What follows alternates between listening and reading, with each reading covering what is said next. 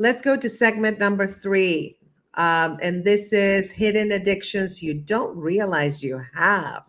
Ooh, let's go. All right. I'm going to jump right in, but I forgot. I always forget. I have to tell people Mother's Day is coming up. Yes.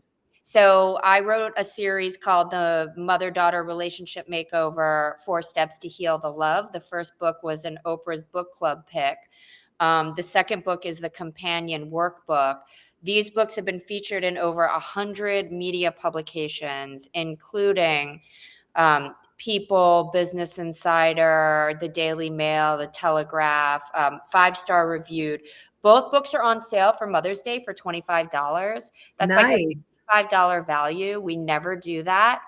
So if you are interested in checking, if your addiction is your mom or your daughter, and right. don't get along, definitely go to Reach Out Recovery or Amazon. Check out the Mother-Daughter Relationship Makeover. The bundle is on the website, on sale through Mother's Day. Yeah, it's better if they get it through your website, Reach Out. Yeah, better to get it through reachoutrecovery.com. Better than Amazon for sure. All right. So hidden addictions you didn't realize you have. Now, this is another really big thing because you might be walking around like, why is my aunt so annoying? Or why is this person, acting this way? And what we're trying to do is not only create clarity for you about things that are going on with you, but clarity about other people. Yeah. So here's a really big hidden addiction that a lot of people don't understand at all: being needed. Oh, yes. So you may have somebody at work, somebody in your family, somebody in your life. What can I help you with? And I have a little bit of this myself. I'm a people pleaser. Yes. If I'm going to a party, who needs something? What needs to be brought? So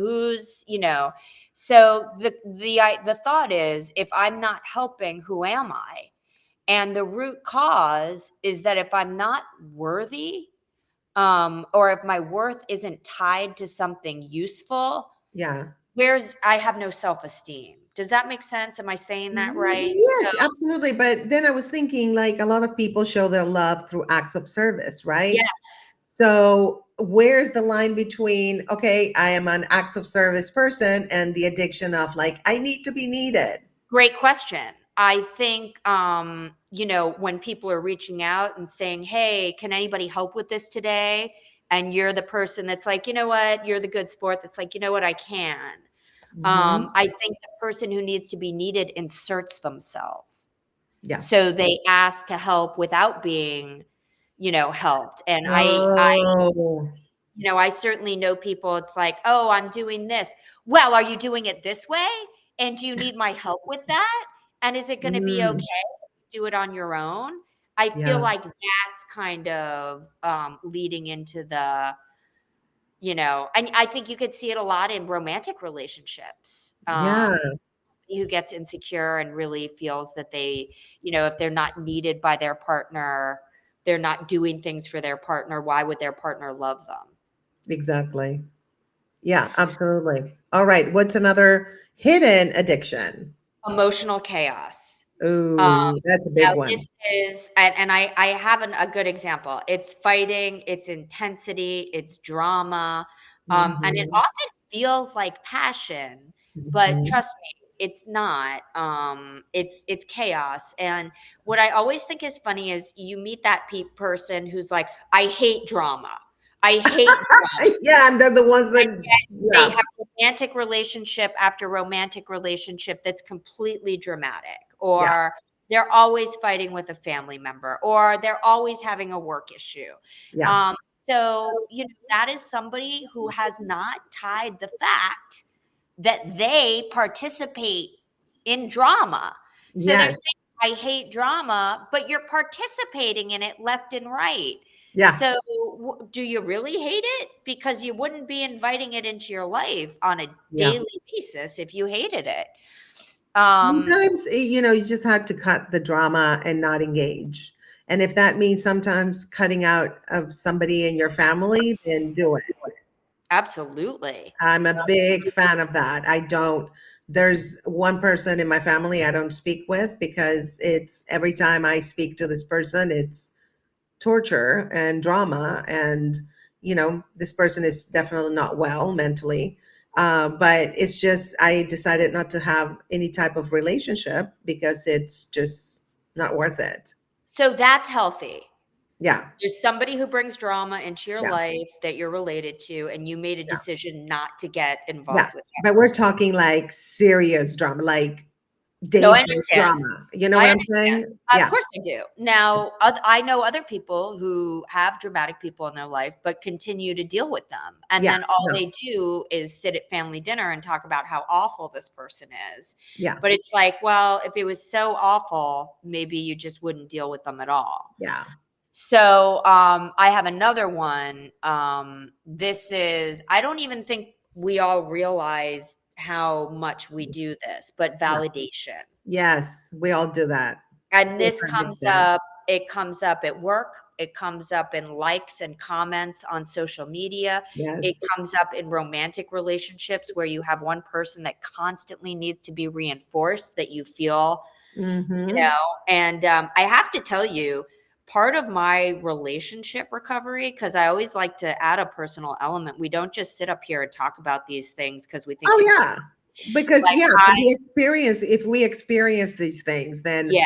people can relate to that versus us, we're not preaching here. We're just coming from experience. Yeah, and one of the things I practice in my relationship today, especially if I'm feeling needy, I try and keep my mouth shut Right. because it's like when I'm like that, that's not going to be helpful. It's Yes. when if I have something serious to say or talk about, that's one thing. But if I've just Mhm. gotten insecure about something because he's traveling or whatever's going on, that is not the time to be like, "Do you love me?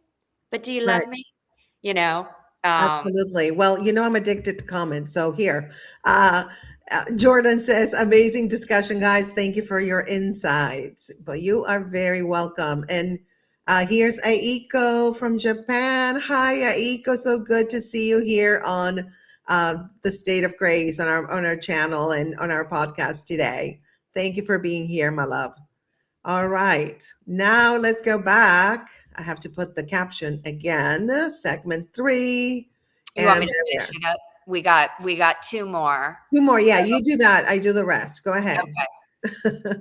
So the next one is busyness. Yeah. So the people and you know this person too. Maybe they don't even have a job, but they are busy with things. I have to go here. I have to go there. And it's an always doing, never resting. I used to be like that all the time. Oh, I can't do that. I'm busy, busy, busy. Yeah, and that comes from overwhelm sometimes, but that's just my opinion. Go ahead. Well, the root cause is avoidance. You're avoiding to confront yourself, maybe, or to be Yeah. with yourself. Okay. Yeah. Maybe you don't want to be with who's at home. That's another one. Maybe you don't want to deal with whatever issues you're dealing with. Listen, Mhm. when it's time for a lot of people to go to treatment, they're too busy. Oh, I really? can't leave my job. I can't leave my family. I can't leave my dogs. Trust me, Yeah. we can find somebody to watch them Yeah. for you to go get healthy. I But always say when there's a will, there's a way, period. absolutely. And that's been, whenever I give myself excuses about not doing something, that I'm like, you can do it. Shut up, Grace. Yeah, Stop excusing yourself. You can do this. You know what I mean? of course. Of course. Listen, faith without works is dead. Yes. One of the problems I have, I'm a big believer in spirituality, but Yes. sometimes I struggle with religion because I feel Mhm. like, yeah, prayer and meditation are very, very important, but you Yes. also need to do the work. You need Yes. to work on yourself. You need to work on whatever your goals are. And that prayer and meditation will help. It will get you where you want to go. I believe it should be part of the pie, but it can't be the only piece of the pie. Um, Absolutely.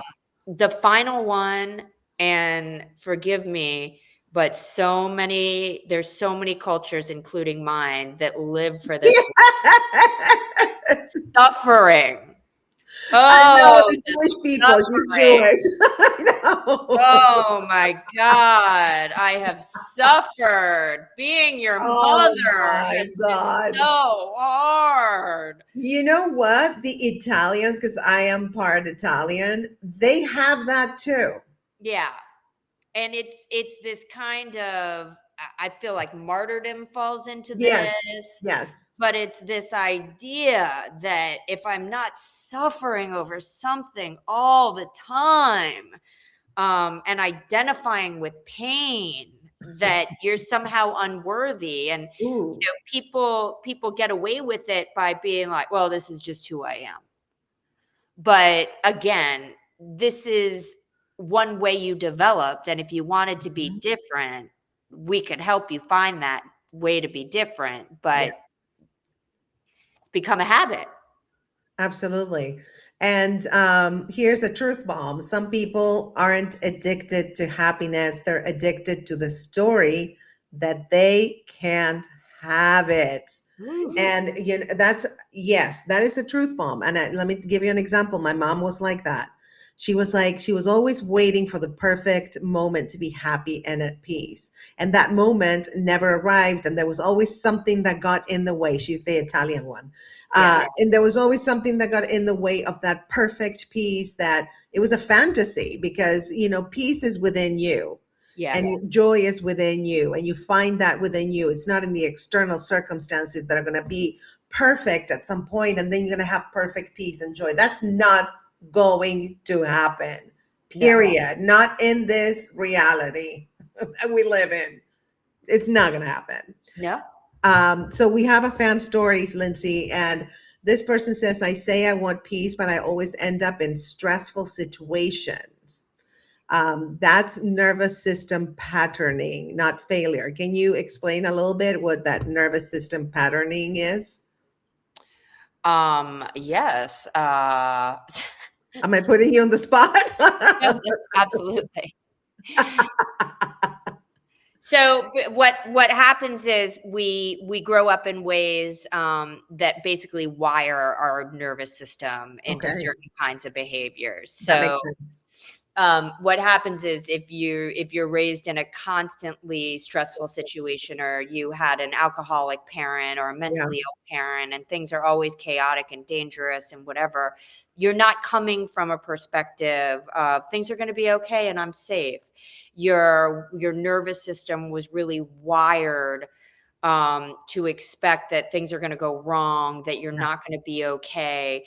And basically, however these things develop when we're growing up, Hmm. they live in us. Yeah. And that's why people talk about rewiring. That's why self help is hard. That's Yeah. why change is hard, because you can't just read a book about it and think, oh, that's why it happened, I'm going to change now. You have to Right. practice. You have to have Absolutely. strategies for Yes. change and then practice them. Change your behavior. That's for Yeah. sure. And that's a full-time job It's a sometimes. full-time job. Yeah. Yeah, 100%.